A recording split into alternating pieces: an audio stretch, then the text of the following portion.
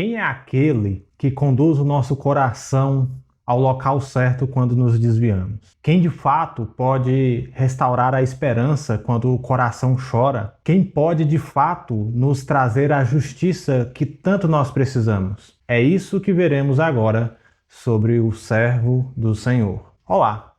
Quero deixar a você uma pequena meditação no segundo cântico do servo do Senhor, que se encontra na profecia de Isaías, capítulo de número 50, versos 4 a 10. Eu te convido para acompanhar este trecho comigo. Leiamos. O Senhor Deus me deu uma língua erudita para que eu saiba dizer boa palavra ao cansado. Ele me desperta todas as manhãs. Desperta o meu ouvido para que eu ouça como aqueles que aprendem. O Senhor Deus me abriu os ouvidos e eu não fui rebelde nem me retraí. Ofereci as costas aos que me batiam e o rosto aos que me arrancavam a barba. Não escondi o rosto dos que me afrontavam e cuspiam em mim, porque o Senhor Deus me ajuda. Por isso, não serei humilhado. Por isso, fiz o meu rosto como uma pedra e sei que não serei envergonhado. Perto está o que me justifica. Quem ousará entrar em litígio comigo? Compareçamos juntos diante do juiz. Quem é o meu adversário? Que se aproxime de mim. Eis que o Senhor Deus me ajuda. Quem poderá me condenar? Eis que todos eles envelhecerão como a roupa. A traça os comerá. Quem de fato teme o Senhor e ouve a voz do seu servo? Aquele que anda em trevas, sem nenhuma luz, confie no nome do Senhor e se firme sobre o seu Deus. Os Cânticos do Servo são parte de uma única peça poética entre os capítulos 40 a 55 da profecia de Isaías. Esses 16 capítulos juntos formam um grande hino dramático que representa a resposta do Senhor à condição decaída do seu povo. A verdade é que a história de Israel sobre a ótica dos profetas é uma grande síntese sobre dois aspectos teológicos. Por um lado, os profetas são uma grande voz de denúncia ao pecado e à desobediência. As crônicas e as histórias dos reis de Israel demonstram isso. Há uma trágica degeneração do poder real e da linhagem dos homens de Israel. Reis fracos e perversos como Acaz e Manassés protagonizam o abandono do povo ao Senhor Deus. Eles fracassam em preservar a aliança. Intencionalmente abandonam a lei de Deus. Por outro lado, os profetas são privilegiados com um vislumbre histórico redentivo sobre o futuro. Eles sabem que a casa dos homens caiu, mas o Deus fiel à aliança redimirá seu povo do seu mau caminho. Deus nivelará os outeiros, retificará os maus caminhos, demonstrará misericórdia ao seu povo e mudará o seu coração.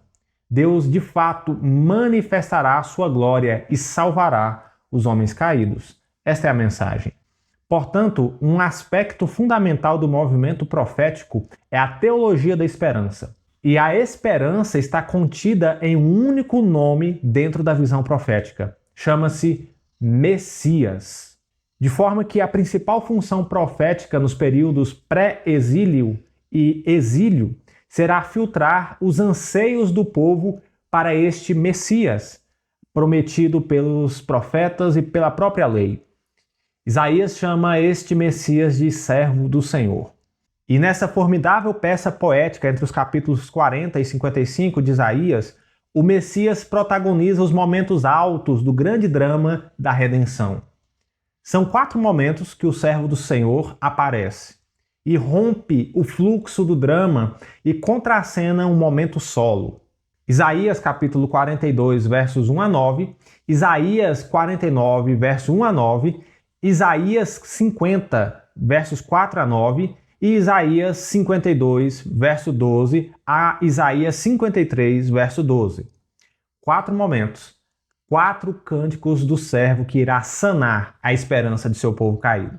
Especificamente, no capítulo 50, versos 4 a 9, que é o texto da nossa meditação, nós vemos o servo do Senhor personificar e cumprir com justiça tudo aquilo que em contraposição correspondia à condição decaída de Israel. E, fundamentalmente, O refrão que grita mais alto nesta canção é o verso 6.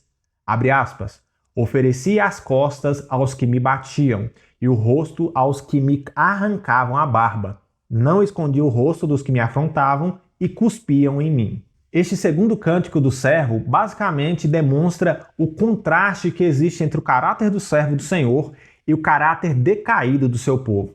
Ele é esbofeteado e não revida ou esconde. Ele é afrontado e cuspido, mas mesmo assim não há desvios de caráter ou descontrole, como nós fazemos. A intenção disso não é criar um distanciamento entre Deus e o seu povo. Absolutamente não. Porque este servo que triunfa onde nós falhamos é aquele que nos reveste com seus méritos onde também nós não merecíamos. Um olhar mais atento a esta canção nos mostra que estes 7 versículos agrupam 3 declarações essenciais sobre o servo do Senhor. É sobre isso que eu quero trazer a você de maneira muito breve. Primeiro, o servo do Senhor é aquele que restaurará a esperança do seu povo. O juízo do Senhor havia sido proferido sobre Israel. Os assírios e os babilônios assolariam as cidades dos 2 reinos, Israel e Judá, e o povo se tornaria escravos novamente, até que o Senhor os libertasse por mão de Ciro da Pérsia. O enredo histórico para Israel, neste momento, era realmente negativo e trágico. E a pergunta é, como Israel poderia ter a sua esperança restaurada? Sem esperança, mesmo os homens mais fortes colapsam em terror. Porque a esperança é a afeição que mantém os seres humanos confiantes, apesar do caos existente. É a esperança que nos leva a assumir riscos, convictos de que haverá um futuro melhor. Contudo, o coração do povo seria esmagado. As coisas como o poder, a riqueza, a realeza ou mesmo o templo, que eram motivos de orgulho e confiança excessiva do israelita, seriam tirados violentamente pelo exílio. Então, como encontrar esperança? E a mensagem do cântico é: o Senhor Deus me deu uma língua erudita para que eu saiba dizer boa palavra ao cansado. Verso 4. Quando nós refletimos que o servo do Senhor é aquele que restaura a esperança, fica mais claro para nós que, na verdade, este servo é Jesus Cristo. Ora, porque foi Jesus quem disse que o coração de vocês não fique angustiado, vocês creem em Deus, creiam também em mim. João 14, verso 1. Enquanto seus discípulos sentiam-se desanimados e cansados. Ele é aquele que ensina com sabedoria e poder, como alguém que tem autoridade, de acordo com o evangelista Mateus no Sermão da Montanha, capítulos 5 a 7. Ele é quem, conforme nos diz o apóstolo Paulo, encherá o nosso coração de, abre aspas, alegria e paz por sua confiança nele, para que vocês transbordem de esperança pelo poder do Espírito Santo. Romanos capítulo 15, verso 13.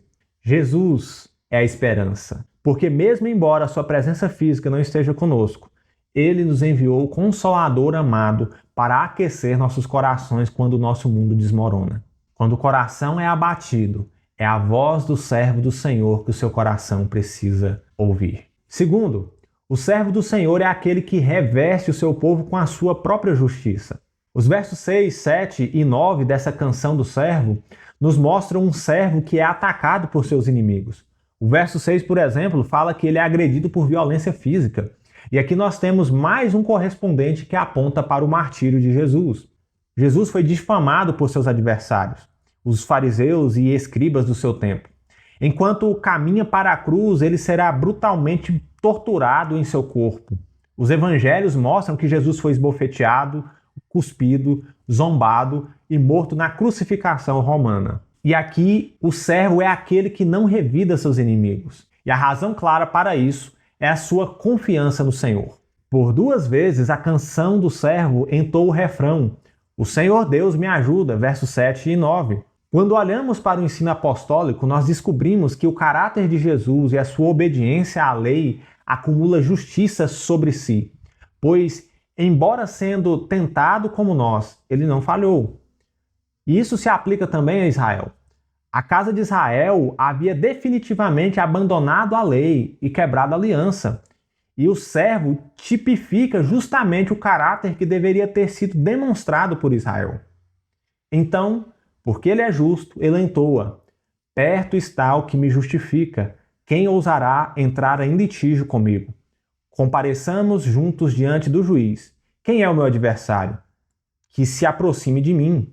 Eis que o Senhor Deus me ajuda. Quem poderá me condenar? Versos 8 e 9. Na teologia neotestamentária, a justiça de Cristo é entendida sobre dois aspectos.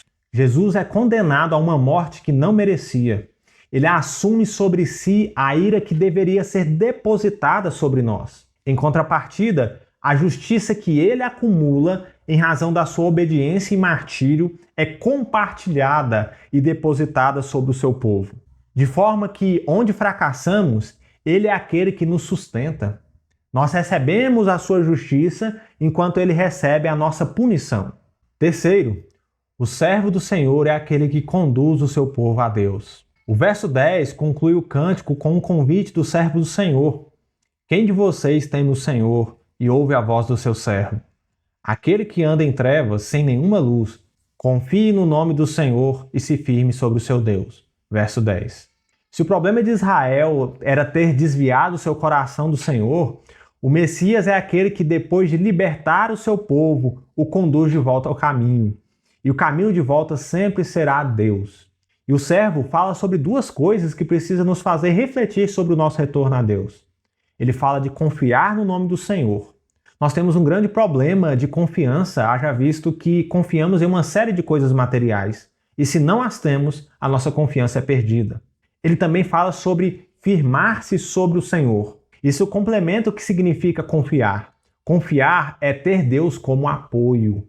Davi ilustra isso no Salmo dizendo: uns confiam em carros de guerra e outros em seus cavalos. Nós, porém, invocaremos o nome do Senhor, nosso Deus. Salmo 20, verso 7. Portanto, a questão que o cântico do servo traz para mim e para você é: para onde o seu coração vai e se firma quando o seu mundo desmorona? Saiba que o servo do Senhor, Jesus, é aquele que libertou o seu povo do cativeiro por meio do martírio e do derramamento de sangue. Lembre-se, a verdadeira esperança, a esperança que o seu coração realmente precisa, está contida em Jesus e no seu sacrifício. Que nessa Páscoa você se junte ao coro do povo de Deus e exalte e adore o nome do Senhor Jesus por sua morte e ressurreição. Que Deus o abençoe.